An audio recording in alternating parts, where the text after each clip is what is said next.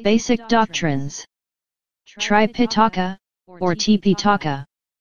Tripitaka is the collection of the teachings of the Buddha taught over 45 years, and recorded in the Pali language.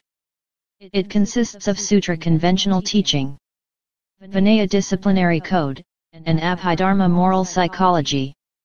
The Tripitaka was compiled and arranged in its present form by those arahants who had immediate contact with the Master himself. The Buddha has passed away, but the sublime Dharma which he unreservedly bequeathed to humanity still exists in its pristine purity. Although the Master left no written records of his teachings, his distinguished disciples preserved them faithfully by committing to memory and transmitting them orally from generation to generation. Immediately after the passing away of the Buddha, 500 distinguished arahants held a convention known as the First Buddhist Council to rehearse the doctrine taught by the Buddha. Venerable Ananda, the faithful attendant of the Buddha who had the special privilege of hearing all the discourses the Buddha uttered, recited the Dharma, whilst the Venerable Upali recited the Vinaya, the rules of conduct for the Sangha. 100 years after the First Buddhist Council, during the time of King Kalasaka, some disciples saw the need to change certain minor rules. The orthodox monks said that nothing should be changed, while the others insisted on modifying some disciplinary rules, Vinaya. Finally, the formation of different schools of Buddhism germinated after this council. And in the second council, only matters pertaining to the Vinaya were discussed and no controversy about the Dharma was reported. In the 3rd century BC, during the time of Emperor Asoka, the Third Council was held to discuss the differences of opinion held by the Sangha community. At this council the differences were not confined to the Vinaya but were also connected with the Dharma. At the end of this council, the president of the council, Venerable Moggaliputta Tissa, compiled a book called Kathavatha refuting the heretical, false views and theories held by some disciples. The teaching approved and accepted by this council was known as Theravada, or the Way of the Elders. The Abhidharma Pitaka was discussed and included at this council. The Fourth Council was held in Sri Lanka in 80 BC under the patronage of the pious King Vatagamini Abhaya. It was at this time in Sri Lanka that the Tripitaka was committed to writing for the first time in the world. It must be emphasized that while the writings were continued, the basic tradition has always remained oral. Every aspect of the teaching was maintained and venerated in the memory rather than in the written record. That is why the disciples were known as Sravaka listeners. By reciting and listening they maintained the teaching in the oral tradition for over 2,500 years. The Tripitaka consists of 3 sections of the Buddha's teachings. They are the discipline, Vinaya Pitaka, the discourse, Sutra Pitaka, and absolute doctrine, Abhidharma Pitaka. The Vinaya Pitaka mainly deals with the disciplinary code of the order of monks, bhikkhus, and nuns, bhikkhunis. It describes in detail the gradual development of the sasana, dispensation. It also gives an account of the life and ministry of the Buddha. Indirectly it reveals some useful information about ancient history, Indian customs, arts, sciences, etc.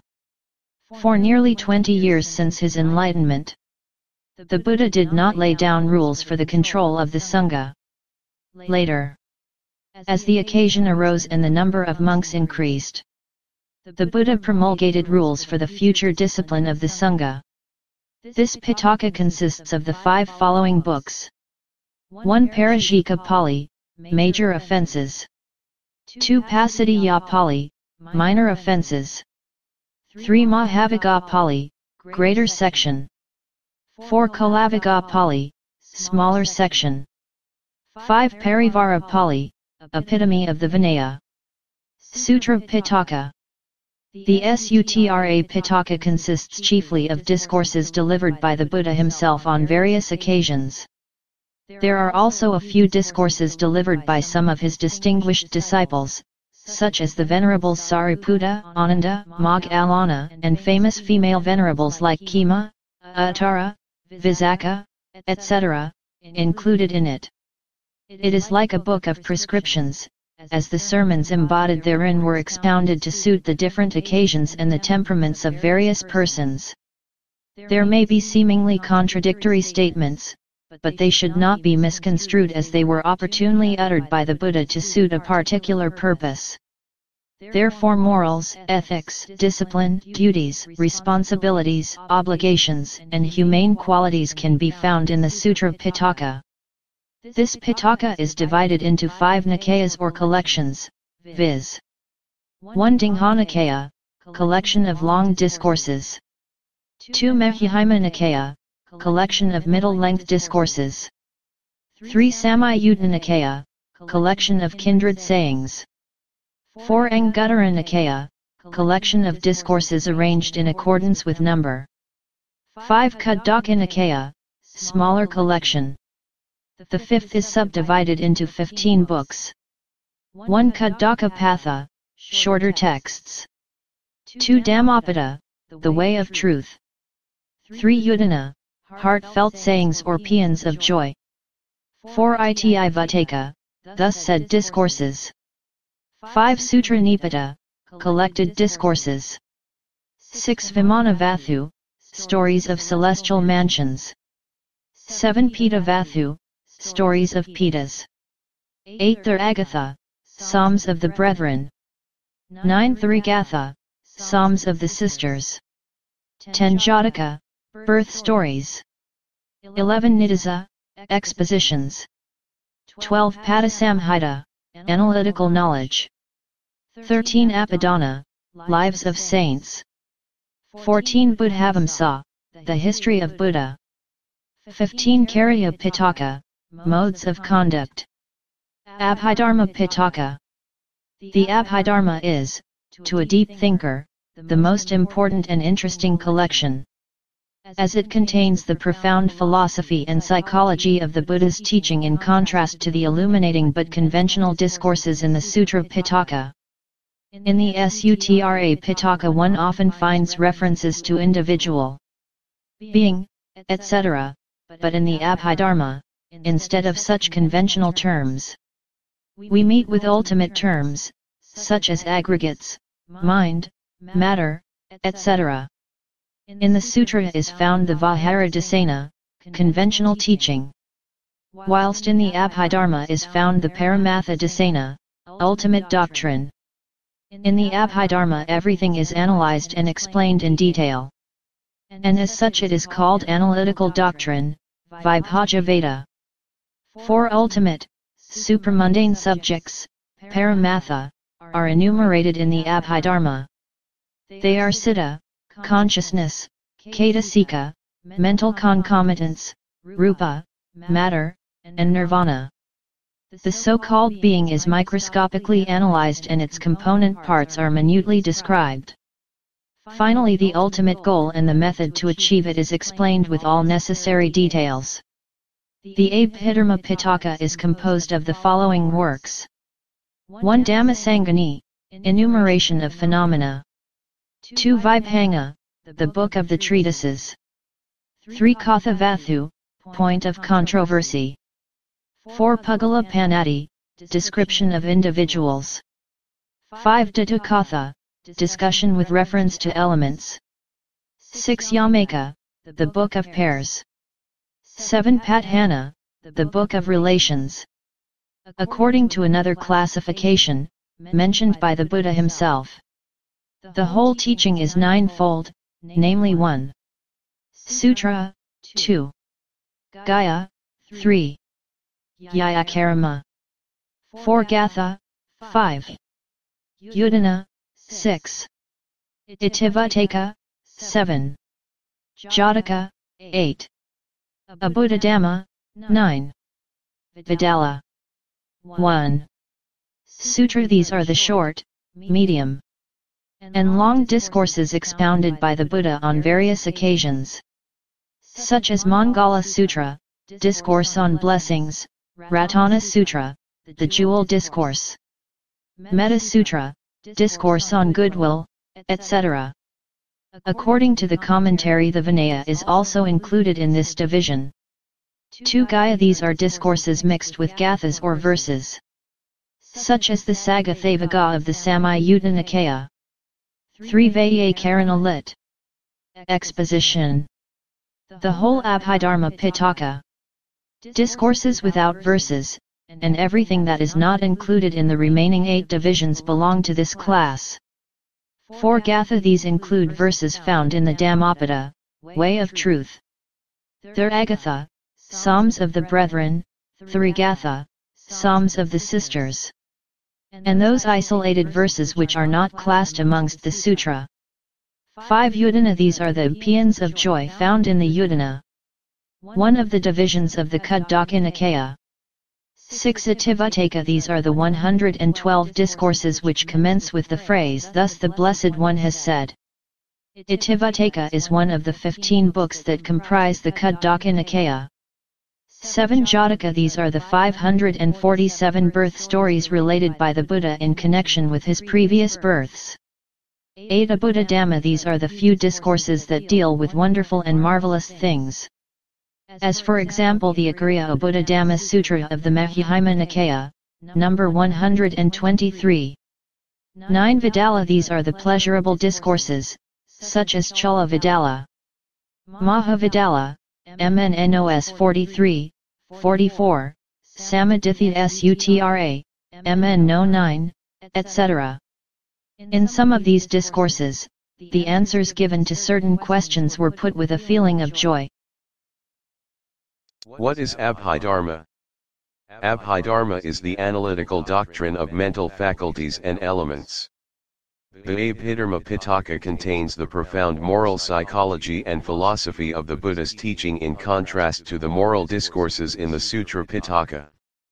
The knowledge gained from the sutra can certainly help us in overcoming our difficulties, as well as in developing our moral conduct and training the mind. Having such knowledge will enable one to lead a life which is peaceful, respectable, harmless, and noble. By listening to the discourses, we develop understanding of the Dharma and can mold our daily lives accordingly. The concepts behind certain words and terms used in the Sutra Pitaka are, however, subject to changes and should be interpreted within the context of the social environment prevailing at the Buddha's time. The concepts used in the sutra are like the conventional words and terms lay people use to express scientific subjects. While concepts in the sutra are to be understood in the conventional sense, those used in the Abhidharma must be understood in the ultimate sense. The concepts expressed in the Abhidharma are like the precise scientific or technical words and terms used by scientists to prevent misinterpretations. It is only in the Abhidharma that explanations are given on how and at which mental beats a person can create good and bad karmic thoughts, according to his or her desires and other mental states. Clear explanations of the nature of the different mental faculties and precise analytical interpretations of the elements can be found in this important collection of discourses. Understanding the Dharma through the knowledge gained from the sutra is like the knowledge acquired from studying the prescriptions for different types of sicknesses. Such knowledge when applied can certainly help to cure certain types of sicknesses. On the other hand, a qualified physician, with precise knowledge, can diagnose a wider range of sicknesses and discover their causes. This specialized knowledge provides a better position to prescribe more effective remedies. Similarly, a person who has studied the Abhidharma can better understand the nature of the mind and analyze the mental attitudes which cause a human being to commit mistakes and develop the will to avoid evil. The Abhidharma teaches that the egoistic beliefs and other concepts such as I, you, person and the world, which we use in daily conversation, do not adequately describe the real nature of existence. The conventional concepts do not reflect the fleeting nature of pleasures, uncertainties, impermanence of every component thing, and the conflict among the elements and energies intrinsic in all animate or inanimate things. The Abhidharma doctrine gives a clear exposition of the ultimate nature of human beings and brings the analysis of the human condition further than other studies known to them. The Abhidharma deals with realities existing in the ultimate sense, or Paramatha Dhamma in Pali. There are 4 such realities. 1. Citta, mind, or consciousness, defined as that which knows or experiences an object. Citta occurs as distinct momentary states of consciousness. 2. Cetasika, the mental factors that arise and occur along with the citta. 3. Rupa, physical phenomenon, or material form. 4. Nirvana, the unconditioned state of bliss which is the final goal. Citta, the Cetasika, and Rupa are conditioned realities. They arise because of conditions, and will disappear when the conditions sustaining them cease to continue to do so. They are impermanent states. Nirvana, on the other hand, is an unconditioned reality. It does not arise and, therefore, does not fall away. These 4 realities can be experienced regardless of the names we may choose to give them. Other than these realities, everything be they within ourselves or without, whether in the past, present or future, whether coarse or subtle, low or lofty, far or near is a concept and not the ultimate reality. Citta, Cetasika, and Nirvana are also called Nama. Nirvana is an unconditioned Nama. The 2 conditioned Nama, that is, Citta and Cetasika, together with Rupa, form, make up psychophysical organisms, including human beings. Both mind and matter, or Nama-Rupa, are analyzed in Abhidharma as though under a microscope. Events connected with the process of birth and death are explained in detail. The Abhidharma clarifies intricate points of the Dharma and enables the arising of an understanding of reality, thereby setting forth in clear terms the path of emancipation. The realization we gain from the Abhidharma with regard to our lives and the world is not to be understood in a conventional sense, but is an absolute reality. The clear exposition of thought processes found in the Abhidharma cannot be found in any other psychological treatise either in the East or West. Consciousness is defined, while thoughts are analyzed and classified mainly from an ethical standpoint. The composition of each type of consciousness is set forth in detail. The fact that consciousness flows like a stream, a view propounded by psychologists like William James, becomes extremely clear to one who understands the Abhidharma. In addition, a student of Abhidharma can fully comprehend the anatta, no soul, doctrine, which is important both from a philosophical as well as ethical standpoint. The Abhidharma explains the process of rebirth in various planes after the occurrence of death without anything to pass from one life to another. This explanation provides support to the doctrine of karma and rebirth. It also gives a wealth of details about the mind, as well as the units of mental and material forces, properties of matter, sources of matter, relationship of mind and matter.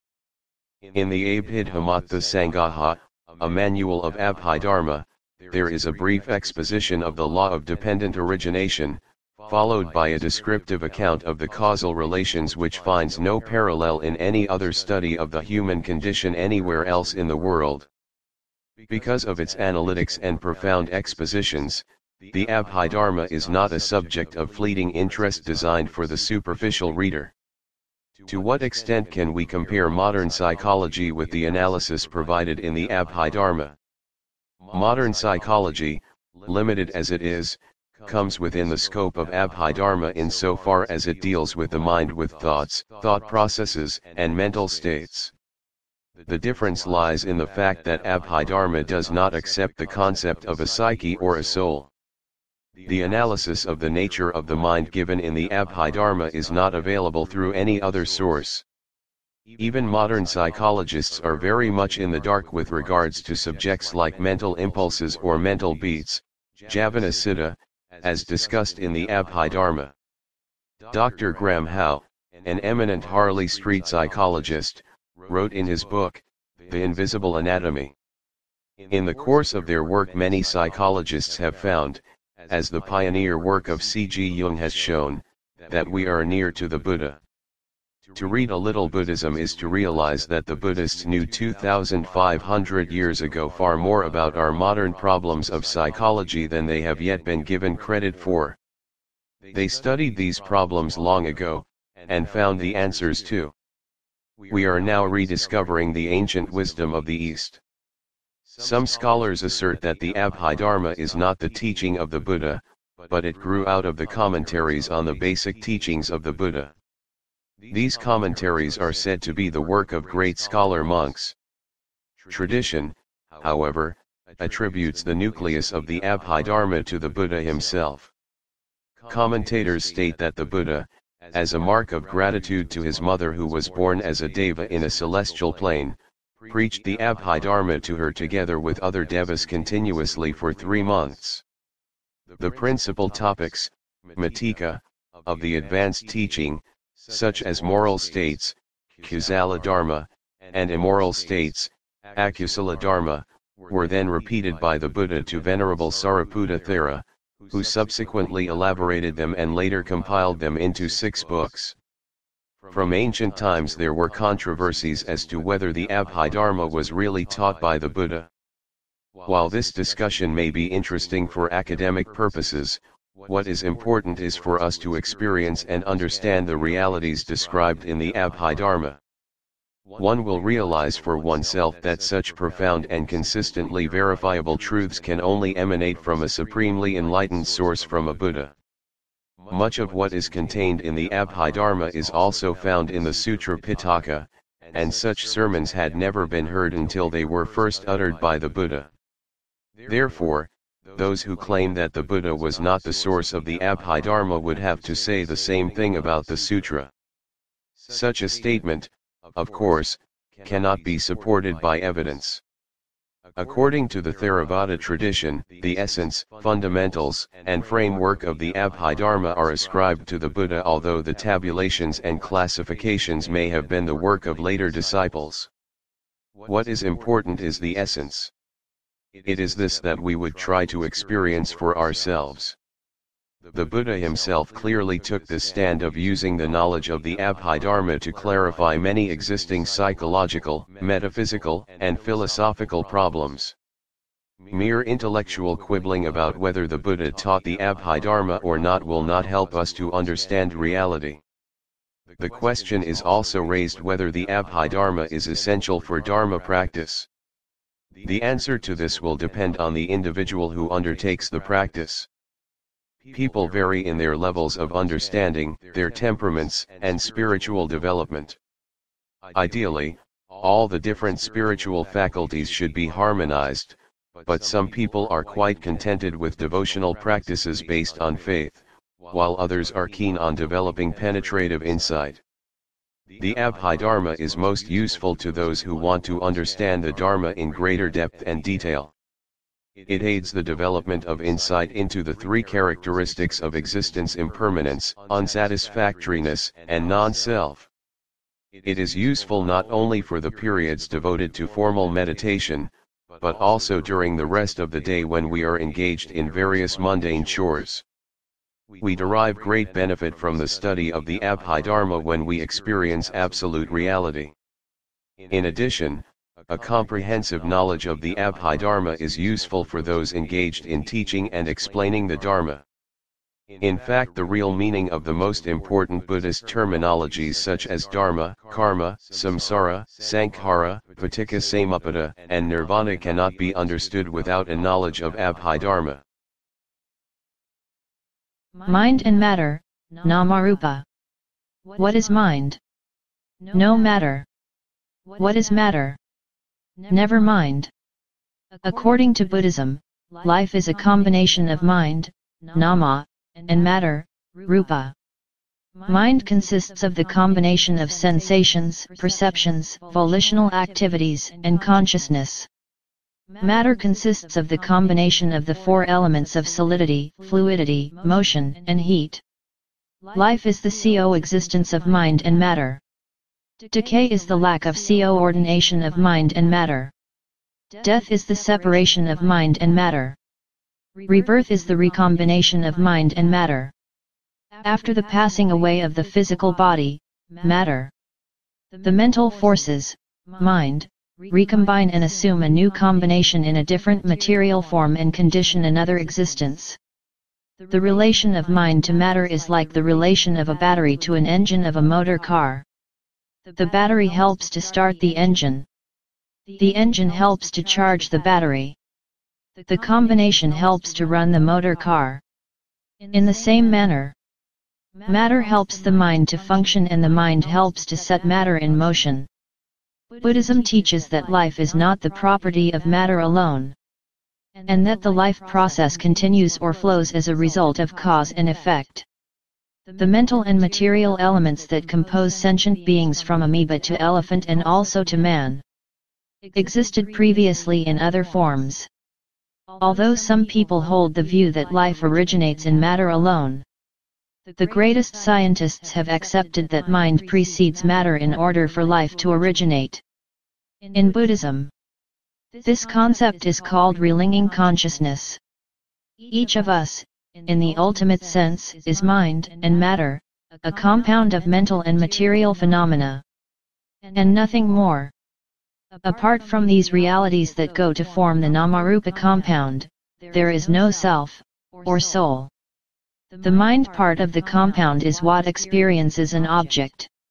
The matter part does not experience anything. When the body is injured, it is not the body that feels the pain, but the mental side. When we are hungry, it is not the stomach that feels the hunger but the mind. However, mind cannot eat the food to ease the hunger. The mind and its factors make the body digest the food. Thus neither the Nama nor the Rupa has any efficient power of its own. One is dependent on the other, one supports the other. Both mind and matter arise because of conditions and perish immediately. And this is happening every moment of our lives. By studying and experiencing these realities we will get insight into 1. What we truly are. 2. What we find around us. 3. How and why we react to what is within and around us. And 4. What we should aspire to reach as a spiritual goal. To gain insight into the nature of the psychophysical life is to realize that life is an illusion, a mirage or a bubble, a mere process of becoming and dissolving, or arising and passing away. Whatever exists, arises from causes and conditions. When the causes and conditions cease to be, the thing will cease to exist. Four Noble Truths. Why are we here? Why are we not happy with our lives? What is the cause of our unsatisfactoriness? How can we see the end of unsatisfactoriness and experience eternal peace? The Buddhist teaching is based on the Four Noble Truths. To realize these truths is to realize and penetrate into the true nature of existence, including the full knowledge of oneself. When we recognize that all phenomenal things are transitory, are subject to suffering and are void of any essential reality, we will be convinced that true and enduring happiness cannot be found in material possessions and worldly achievement. That true happiness must be sought only through mental purity and the cultivation of wisdom. The Four Noble Truths are a very important aspect of the Buddha's teaching. The Buddha has said that it is because we fail to understand the Four Noble Truths that we continue to go round in the cycle of birth and death.